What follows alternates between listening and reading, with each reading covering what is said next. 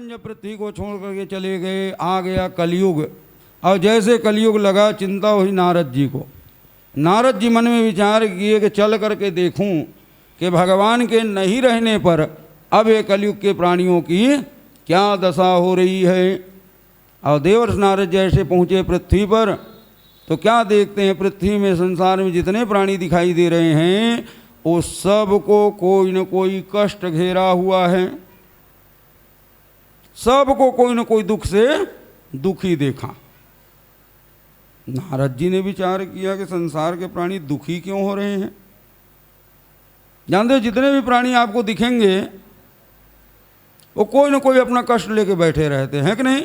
3 प्रकार के दुखी बताए गए हैं। कौन कौन सा? कोई धन से दुखी है। किससे दुखी हो? भगवान धन दिया होता तो हम ये कर लेते, हम वो कर लेते, हम अकेले भागवत का आयोजन करते, हम अकेले यज्ञ का आयोजन करते। सबके मन में है कि नहीं। लेकिन क्या करें, भगवान ने धन नहीं दिया। ये धन के कारण दुखी हो रहे हैं। कुछ को भगवान ने धन से परिपूर्ण कर दिया तो भी वो व्यक्ति दुखी है। वो क्यों दुखी है? भगवान ने धन तो दे दिया लेकिन शरीर कमजोर कर दिया। शरीर से होता है कि नहीं। इसको क्या बोलते हैं? तन दुखिया। तन के कारण, धन तो भगवान ने बहुत तो दिया, अब शरीर काम नहीं आ रहा है। गिरिराज गोवर्धन की परिक्रमा करना है, इतना बड़ा पुण्य मिलता है, सबको मालूम है, लेकिन अब करें क्या। चलो भैया मोटर गाड़ी ठीक है, पैदल होने वाला है कि नहीं। तो किससे दुखी हैं? तन से।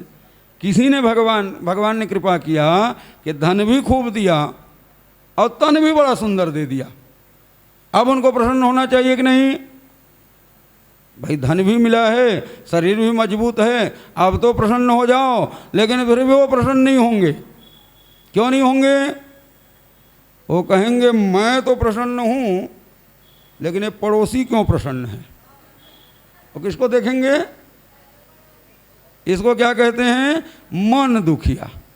भगवान ने धन भी दे दिया, तन भी, अरे अब तो प्रसन्न हो जाओ। नहीं, मैं प्रसन्न रहूं, अरे पड़ोसी रोते धोते रहे। क्यों? ये रोते धोते रहेगा, बार बार मेरे पास आएगा सहायता मांगने के लिए। अब मैं एहसान करूंगा कि नहीं। अब मैं भी प्रसन्न, वो भी प्रसन्न, सभी प्रसन्न, तो कौन किसको पूछने वाला। और जब कोई किसी पूछने वाले नहीं रहेंगे तो इतना धन रखा किस काम का। तो वो धनी व्यक्ति दूसरे के सुख को देख करके दुखी होने में लगे हुए, इनको क्या कहते हैं? मन दुखिया। 3 प्रकार के दुखी संसार में देखने में आते हैं। कोई तन से, कोई धन से और कोई मन से। सबको कोई न कोई दुख लगा हुआ। नारद जी ने कहा, भगवान तो कहा करते हैं सब मम प्रिय सब मम उपजाए। भगवान क्या कहते हैं? सब मुझे बड़े प्यारे हैं। क्यों? क्योंकि सबको जन्म देने वाला मैं हूँ। सबको जन्म देने वाला कौन? भगवान। अर्थात सबके पिता कौन? भगवान। तो कोई बाप अपने बेटा को दुख देना चाहेगा जी? कोई अपने बेटा को दुख देने वाला नहीं है। सबको भगवान बड़े प्रिय हैं। क्यों? क्योंकि सबको भगवान ने जन्म दिया है और सबके जो जन्मदाता हैं वो कभी किसी को दुख देने वाला है नहीं। अब भगवान जब किसी को दुख नहीं देता तो ये सबको दुख कैसे हुआ? क्योंकि ये भी कहा जाता है कि भगवान के इशारा के बिना वृक्ष का एक पत्ता भी हिलने वाला, कहते हो कि नहीं। ये वृक्ष का पत्ता भी हिलता है ना तो भगवान का इशारा होता है। उनके इशारा के बिना कोई पत्ता भी डोलने वाला नहीं है। और जब पत्ता नहीं डोल सकता तो संसार के प्राणी को दुख कैसे हो सकता है? जब भगवान नहीं चाहते हैं, भगवान कभी किसी को दुख नहीं देना चाहते और फिर भी संसार के प्राणी दुखी हैं। कारण क्या है? ध्यान लगाकर नारद जी देखें तो नारद जी को बात समझ में आया कि संसार में प्राणियों को भगवान कष्ट तो देना नहीं चाहते, लेकिन कर्म के बंधन में भगवान ने सबको बांध दिया है। प्राणी कर्म ही ऐसे कर जाते हैं कि उस कर्म के फल के रूप में उनको अनेक प्रकार का कष्ट उठाना पड़ जाता है। भगवान कभी किसी को कष्ट देते नहीं। जो भी कष्ट प्राप्त होता है हमको किसके कारण होता है? हमारे अपने किए हुए कर्म के कारण कुछ ना कुछ हमसे ऐसा कर्म हो जाता है और उस कर्म के अनुसार हमको ये फल भोगना पड़ता है। तो यद्यपि अपने कर्म के कारण ये कष्ट में पड़े हुए हैं, लेकिन मैं तो हूं संत। कौन विचार कर रहा, कौन सोच रहे हैं? मैं समझ गया, एक ही घंटा में तन दुखिया तो बहुत हो गए हैं, है कि नहीं? धन और मन का भले ना रहो, लेकिन तन के दुखिया कोई कमी। तो देखिए, यदि ये दिक्कत होती हो ना किसी प्रकार बैठने में, तो बड़ी सुविधा से आप लोग कुर्सी में बैठकर कथा सुन सकते हो, किसी प्रकार चिंता करने की जरूरत नहीं है, क्योंकि कथा को ध्यान से सुनना जरूरी है। चाहे जैसे भी बैठे रहो, पद्मासन लगा के बैठ तो गए हो, लेकिन कहीं शरीर कष्ट दे रहा हो, कथा में ध्यान ना हो, तो बैठने का कोई विशेष लाभ मिलने वाला नहीं है। विशेष लाभ कब मिलेगा? जब कथा को अपने हृदय में धारण करोगे। तो कथा हृदय में धारण हो, शरीर को सुख मिले, क्योंकि इतनी दूर आए हो श्री धाम वृंदावन में और बड़े आनंद के साथ बैठकर कथा सुनो, शरीर को विशेष कष्ट देने की जरूरत नहीं है। नारद जी बैठे हुए अपने मन में विचार करने लगा कि ये सबको कष्ट है, लेकिन मैं हूँ संत, और संत कभी किसी को कष्ट देना नहीं चाहते, बल्कि जो कष्ट में पड़े हैं उनका निवारण करना किसका कार्य है? संत का। भगवान तो चले गए हैं, तो नारद जी ने कहा मेरी ड्यूटी बनती है कि सबको मैं प्रसन्न करूं, किसी को कोई कष्ट नहीं होना चाहिए। तो चल करके भगवान से ही पूछूं कि संसार के प्राणियों के कष्ट का निवारण कैसे हो। लेकिन भगवान के पास जाने से पहले नारद जी ने कहा पहले घूम के देख तो लूं, क्योंकि अभी तो एक ही जगह देखा हूं, और संसार में वो क्या क्या चल रहा है, कैसे कैसे दुखी हैं, और सबको जब जानूं तब जाकर भगवान से पूछूं। ऐसे विचार करके नारद जी निकल गए पृथ्वी के परिभ्रमण में। अब नारद जी पृथ्वी में घूमना प्रारंभ किए, घूमते घूमते कहाँ पहुँच गए? हमारे भारतवर्ष में। अब भारतवर्ष से घूमते घूमते कहाँ आ गए? उत्तर प्रदेश में। और उत्तर प्रदेश से घूमते हुए कहाँ पहुँचे? जहाँ आप लोग पहुँचे हुए हो। कहाँ कहाँ भटकते हुए आए हो कि नहीं? कहाँ आ गए नारद जी? श्रीधाम वृंदावन में प्रवेश किया। और जैसे श्रीधाम वृंदावन में प्रवेश किया, क्या देखे कि यहाँ तो किसी को कोई कष्ट नहीं है, सब बड़े प्रसन्न है कि नहीं? अभी आप लोग शोभा यात्रा में गए हुए थे, गलियन गलियन घूमे हो, देखे सब कितने आनंदित होकर के क्या बोल रहे थे?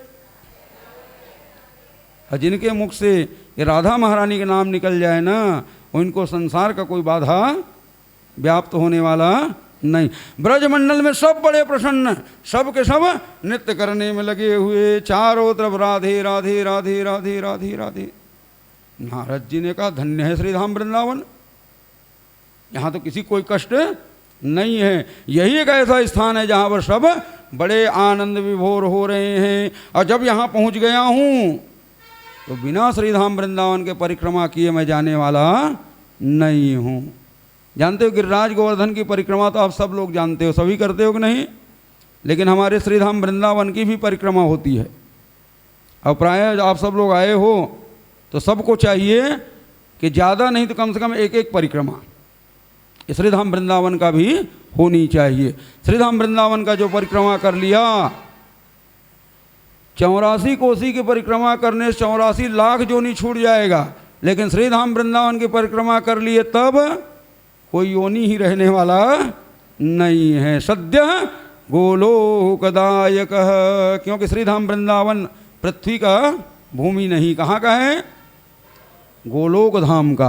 और गोलोक धाम में जो परिभ्रमण कर लिया वो सिवाय गोलोक के और कहीं जाने वाला नहीं है। तो जिनको सीधे गोलोक धाम जाना है बिना कोई परिश्रम, श्रीधाम वृंदावन की परिक्रमा लगाओ, राधा महारानी के नाम का उच्चारण करते हुए, जो राधे राधे कहते हुए श्रीधाम वृंदावन की परिक्रमा कर लिया तो धन्य हो प्राणी, फिर उनको वापस से संसार में आने की कोई आवश्यकता नहीं रहेगी। बोले वृंदावन धाम की जय हो।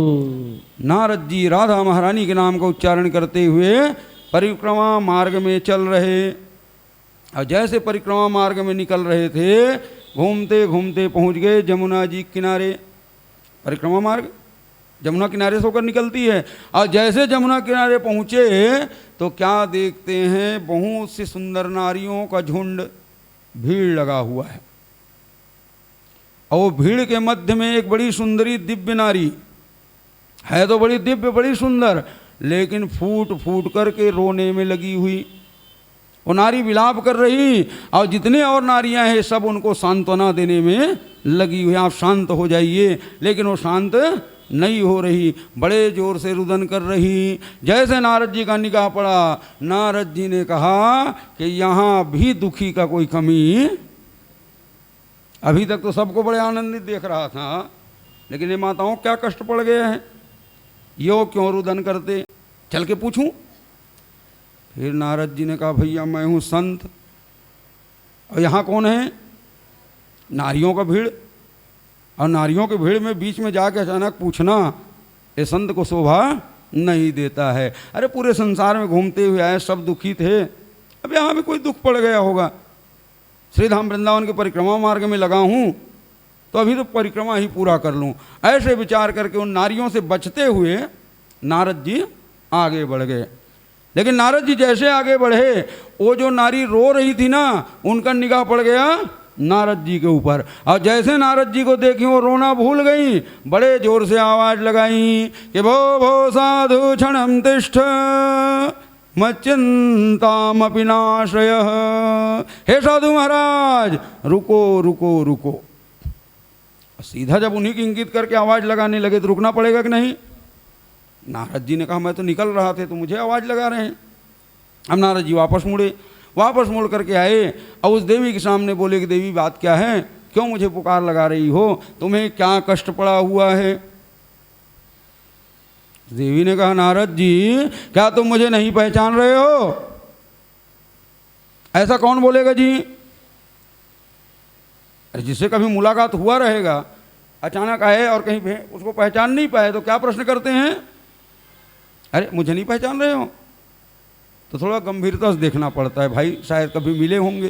तो नारद जी ध्यान से देखा ऊपर से नीचे तक, कौन देवी है, कहाँ मुलाकात हुआ था, लेकिन नारद जी के पल्ले कुछ पड़ा नहीं। तो नारद जी हाथ जोड़ लिए, बोले क्षमा करना देवी, मैं आपको पहचान नहीं पा रहा हूँ, कृपा करके अपना परिचय दीजिए। तो उस देवी ने कहा अरे नारद जी तुम मुझे नहीं पहचान रहे, मैं भक्ति महारानी हूँ, अहम भक्ति ऋतिख्यात इमो में तनयो मतो ज्ञान वैराग्य नामानो काल योगे न जर्जरो।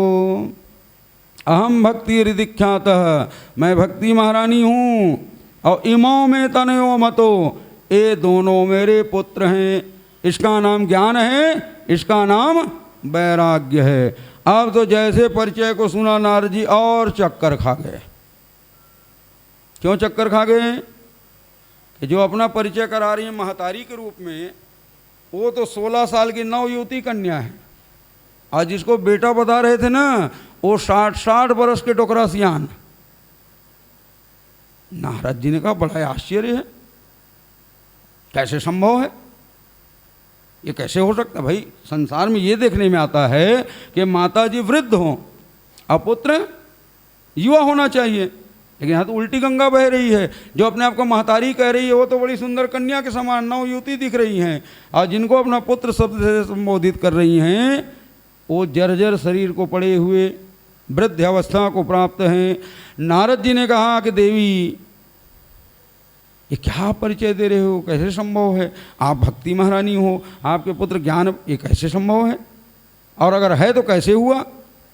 भक्ति महारानी का देखो बात आपको ऐसे समझ में नहीं आएगा, मैं अपने जन्म के साथ आपको संपूर्ण विवरण सुनाती हूँ।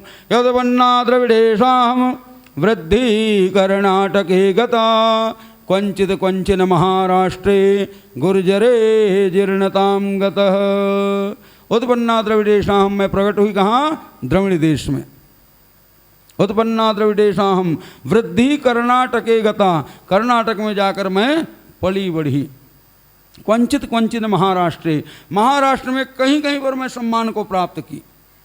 मेरा स्वभाव एक स्थान पर रहने के नहीं है, निरंतर विचरण करते रहती हूँ। तो क्वचित क्वचित महाराष्ट्र, महाराष्ट्र में कहीं कहीं पर सम्मान को प्राप्त करते हुए आगे बढ़ी। कहाँ पहुँची, गुजरात। और जैसे गुजरात में पहुँची तो गुर्जरे जीर्णताम गतः, आयु ढल गई, वृद्धावस्था को मैं प्राप्त कर ली। लेकिन फिर भी मैं वहाँ से आगे बढ़ी, क्योंकि वृद्ध शरीर किसी को प्यारा नहीं होता है। और वृद्ध शरीर को लिए हुए आगे बढ़ रही थी, कहाँ पहुँच गई? श्रीधाम वृंदावन। और जैसे श्रीधाम वृंदावन में आई, आश्चर्य, मेरा वृद्धा शरीर नवयुवती हो गया।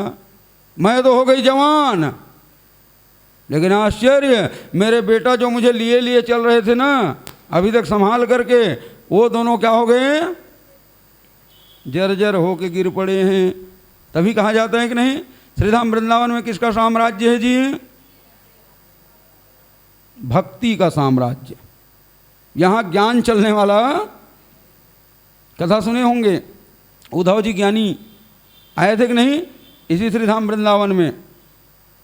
इतने बड़े ज्ञानी आकर के बने, आए थे गुरु बन करके, और लौटे तो क्या हाल था?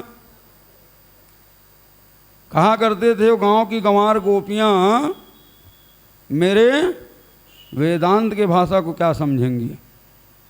लेकिन जैसे यहाँ पर पहुँचा वो हाथ जोड़ लिया, और किसकी वंदना किए हैं? गोपियों की नहीं, गोपियों के चरण की धूल की, है कि नहीं? कि वंदे नंदम ब्रजस्त्रीणाम पादरेणून विष्णुसह।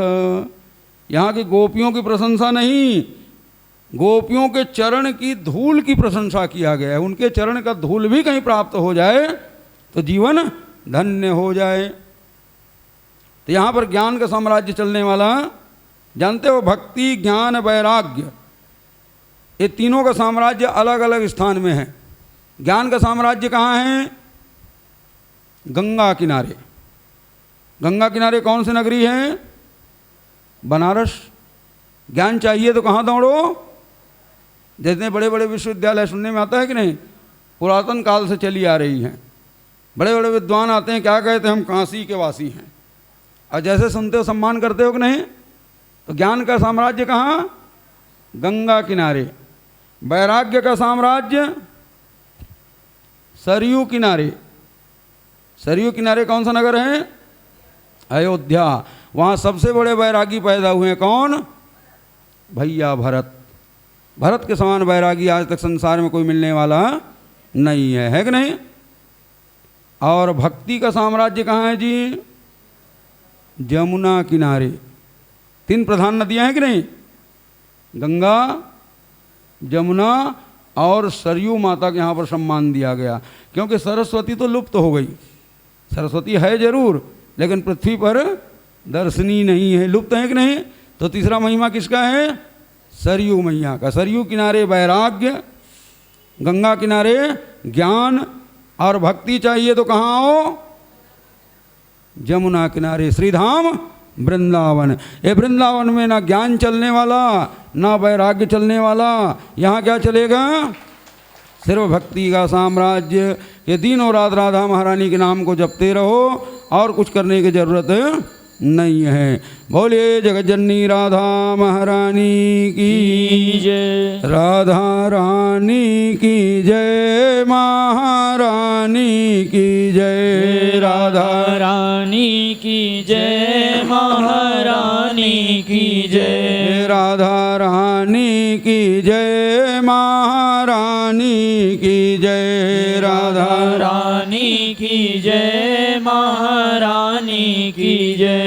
बोलो बरसाने वाली की जय जय जय, बोलो बरसाने वाली की जय जय जय, बोलो बरसाने वाली की जय जय जय, बोलो बरसाने वाली की जय जय जय। हे राधा रानी की जय, महारानी की जय, राधा रानी की जय, महारानी की जय। बोलो बांके बिहारी की जय जय जय, बोलो बांके बिहारी की जय जय जय। बोलो बरसाने वाली की जय जय जय। बोलो बरसाने वाली की जय जय जय। बोलिए जगजननी राधा महारानी की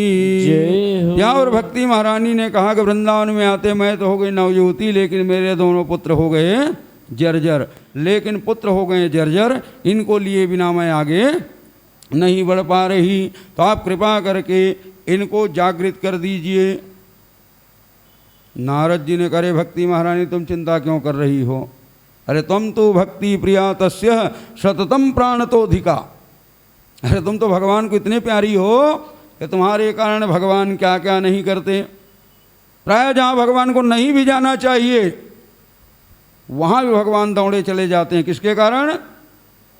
भक्ति के कारण, है कि नहीं? जहाँ भक्ति मिला भगवान दौड़े हुए चले जाते हैं। त्वया हूतस्तु भगवान याति नीच गृहेष्वपि।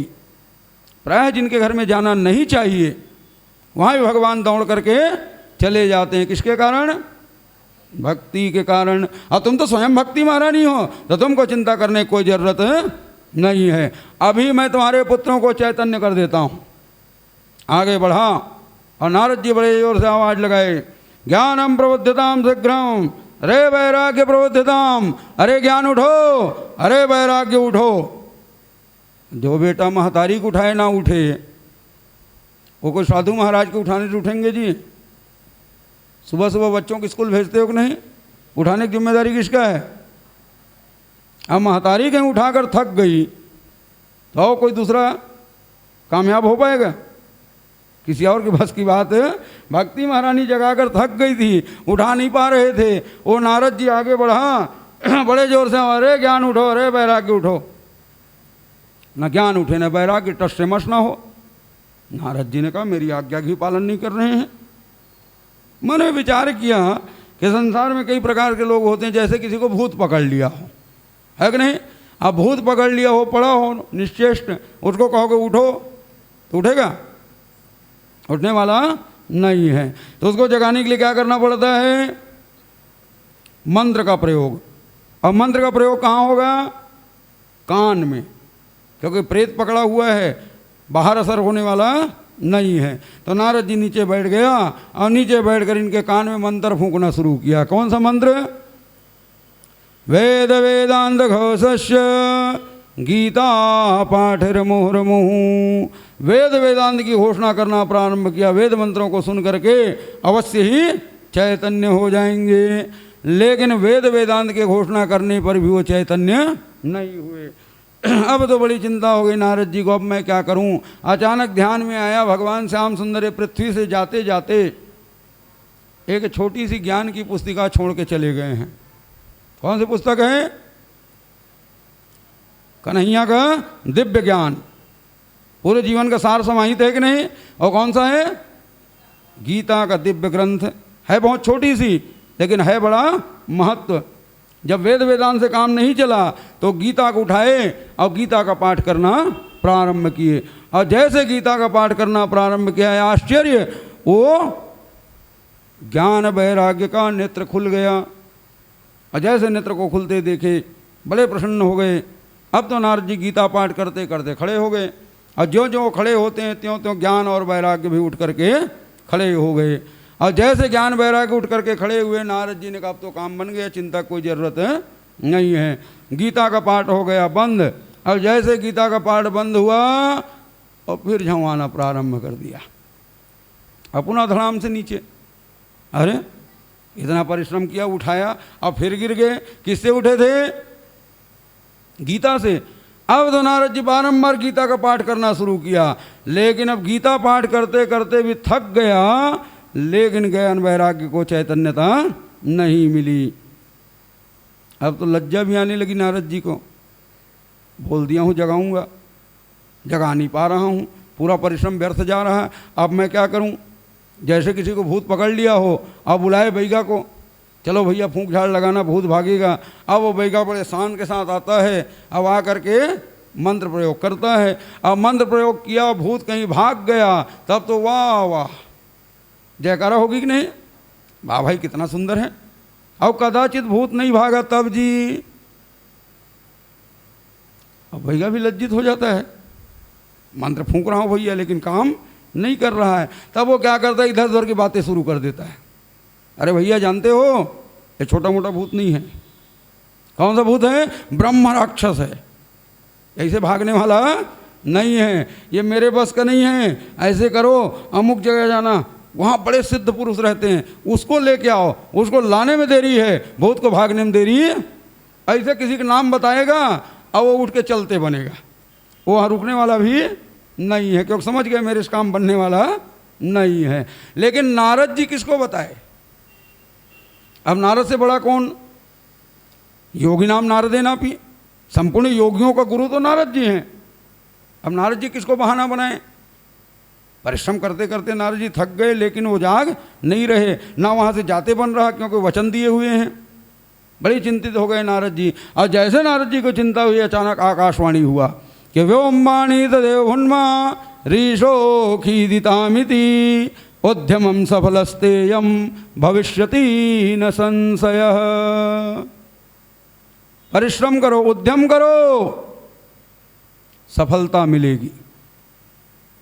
नारद जी ने कहा, आकाशवाणी भी हुआ तो गुप्त रूप से हुआ, क्या बोले हैं, प्रयत्न करो सफलता मिलेगी। अरे भैया किस दिशा में प्रयत्न करना है ये बता दिए होते, लेकिन बोले खाली प्रयत्न करो सफलता मिलेगी। तो नारद जी आगे बढ़कर भक्ति महारानी के सामने हाथ जोड़ लिए, बोले देखो देवी, जो मैं वचन आपको दिया हूँ उसको तो मैं पूरा करूँगा जरूर, पीछे हटने वाला नहीं हूँ, लेकिन इसके लिए मुझे थोड़ा समय चाहिए। थोड़े दिन के बाद मैं आऊँगा और आपके पुत्र को चैतन्य करूँगा। ऐसे कह करके नारद जी वहाँ से निकल पड़े। अब नारद जी के मन में क्या लग गया है, चिंता लगा है कि नहीं। और जानते जब प्राणी चिंतित हो जाता है ना तो उसको इधर उधर कुछ दिखाई सुनाई देने वाला नहीं है। क्या दिखता है जी, भगवान का धाम, और कुछ दिखने वाला। तो नारद जी वृंदावन से निकले और कहाँ चले, बद्रिकाश्रम की ओर।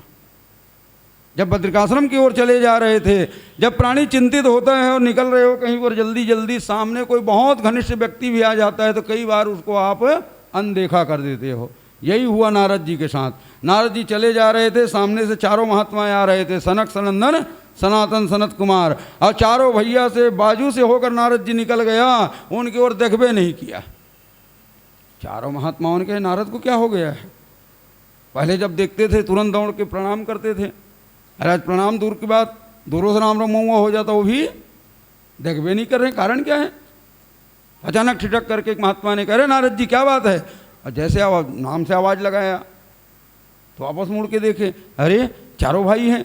अब तो उल्टे पैर दौड़ते हुए आया, अब आ करके नारद जी चारों भाइयों के चरणों में झुक करके प्रणाम किए। चारों भाइयों ने कहा नारद जी हम देख रहे हैं तुम तो ऐसे चिंतित होकर के चले जा रहे हो जैसे किसी गृहस्थी को पता चल जाए वो गया हो बाजार, घर में लग जाए आग, क्या हाल होगा जी। कहीं बाजार गए हो और खबर मिल गया घर में आग लगी हुई है तो खरीदारी के लिस्ट को देखोगे, ऐसे दौड़ोगे, सामने कोई भी आ जाएगा तो बातों करने की फुर्सत है कि नहीं। तो भाई गृहस्थों को शोभा देता है, हाँ तुम तो संत हो, संत को चिंता शोभा नहीं देती, तुम्हारी चिंता का कारण क्या है। नारद जी ने कहा भैया चिंता था, अब कोई चिंता नहीं है। क्यों, क्योंकि आप लोग मिल गए हो, और जब आप लोग मिल गए तो मुझे किस बात की चिंता, अब मुझे कोई चिंता नहीं रहा।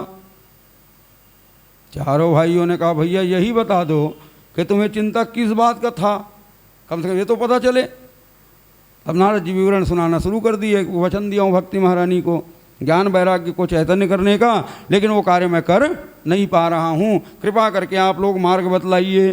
चारों भाइयों ने करे नारद जी संसार में रोग का कोई कमी नहीं है, बीमारियों कोई कमी नहीं है, रोग अनेकों प्रकार का है, लेकिन जितने प्रकार के रोग हैं ना उतने प्रकार का औषधि भी भगवान तैयार किए कि नहीं। अरे रोग लग गया, तो रो धोगे तो क्या रोग दूर हो जाएगा? रोने धोने से रोग मिटने वाला नहीं है। क्या करना पड़ेगा? औषधि का सेवन। जैसे रोग लगा है वैसे औषधि का सेवन करो, रोग मिट जाएगा। नारद जी ने कहे कौन सी बड़ी बात आप बता रहे हो, तो मैं भी जानता हूँ कि दवाई खाओ रोग मिट जाएगा, लेकिन कौन सी दवाई खाओ ये बताने वाला भी चाहिए कि नहीं? अब मेडिकल स्टोर में पहुंच गए और जा कहोगे भैया हमको दवाई दो, तो क्या कहने से दवाई मिल जाएगा जी? उसके लिए क्या करना पड़ेगा? एक पर्ची लिखने वाले के पास जाना पड़ेगा, है कि नहीं? जब वो पर्ची बना के देगा ना तब तुमको दवाई मिलेगा, नहीं तो वहाँ भरा है दवाई भंडार लेकिन तुमको मिलने वाला नहीं है। तो कौन सी दवाई कहाँ काम आएगी ये बताने वाला भी बहुत ज़रूरी है। तो वही तो मैं जानना चाहता हूँ कि आप ये बतलाइए कि उनके रोग को कैसे मिटाया जाए। चारों भाइयों ने कहा इसमें कौन सी बड़ी आश्चर्य की बात है, अरे ऐसा करो जाओ और उनको श्रीमद् भागवत महापुराण की कथा सुनाओ। बड़ी आसानी से बोल दिया। और नारद जी बड़े ध्यान से सुन रहे थे। क्यों? कोई बहुत बड़ा बात बताने वाले हैं, क्योंकि 4 वेद 6 शास्त्र सुना चुका हूँ फिर भी चैतन्य हुए हैं, कोई विशिष्ट बात बताएंगे। लेकिन जैसे सुना कि श्रीमद् भागवत महापुराण की कथा को सुनाओ, नारद जी ने कहा भैया क्या आपको लगता है कितना छोटा उपाय मैं नहीं किया होऊंगा? इतना तो भरोसा अपने छोटे भाई पर होना चाहिए। अरे आपको मालूम होना चाहिए वेद वेदांत घोषस्य गीता पाठिर मुहुर्मुहुः। अरे उनको मैं वेद वेदांत सुनाया, गीता का पाठ सुनाया, अब फिर भी चैतन्य नहीं हुए। वो क्या भागवत महापुराण को सुनकर चैतन्य हो जाएंगे? अरे भागवत महापुराण आया कहाँ से है? वेद वेदांत से ही तो निकाला गया, कोई अलग से तो है नहीं। जो वेद वेदांत को सुनकर चैतन्य नहीं हुए वो क्या भागवत महापुराण को सुनकर चैतन्य हो जाएंगे? हमें विश्वास नहीं हो रहा। चारों भाइयों ने कहा देखो नारद जी तुम्हें मालूम होना चाहिए ये संसार में महत्व किसका है? सार तत्व का। असार का कोई मूल्य होने वाला नहीं है। यथा दुग्धे स्थितं सर्पिण स्वादायोपकल्पते पृथक भूतम हि तद्गव्यम देवानां रसवर्धनम। यदा दुग्धे स्थितम सर्पिण, यद्यपि दूध के बिना घी का अस्तित्व नहीं है। दूध कहाँ से प्राप्त होता है? दूध के बिना घी का कोई अस्तित्व नहीं है। आपको घी कहाँ से प्राप्त होगा? दूध से। अगर दूध ना हो तो क्या घी मिलेगा? दूध के बिना घी प्राप्त होना संभव नहीं है। अब जिसके बिना वो प्राप्त होना संभव नहीं है, किसके बिना? दूध के बिना। वो दूध को बाजार में खरीदने जाओ कितने में मिलेगा? श्रीधाम वृंदावन में दूध खूब मिलता है, पता किए हो कि नहीं? वो गिलास गिलास में केसर डाल के बड़ा सुंदर देते हैं, आप सब लोग पी कर देखिएगा, बड़ा स्वादिष्ट दूध होता है यहाँ का, है कि नहीं? कितने मिल जाता है जी? 40 रुपया 50 रुपया, बहुत हो गए तो 60 रुपया, है कि नहीं? और निकल जाओ 1 किलो घी लेने के लिए, कितने मिलेगा? है कि नहीं? एक हाथ शून्यत लगाना ही पड़ जाएगा, कितनों सस्ता लोगे तो, है कि नहीं? उसके बिना काम बनने वाला, जबकि वो दूध के बिना घी हो ही नहीं सकता। दूध होगा तभी घी होगा। तो महत्व किसका होना चाहिए? दूध के बिना घी संभव नहीं है, तो दूध से ही घी निकला है। लेकिन मूल्य किसका है? क्यों? उसका सार तत्व क्या है? घृत है। तो महत्व किसका होता है? सार तत्व का। सार का महत्व है। जानते हो दूध से घी को अलग कर लिए तो क्या बचता है जी? दूध से बनाए दधी, दधी से मक्खन निकाल लिए, अब क्या बचा? और उसका कोई मूल्य मिलता है? आजकल तो मिलने लग गया है, उसको भी बघार लगा के बेचना शुरू कर दिए, है कि नहीं?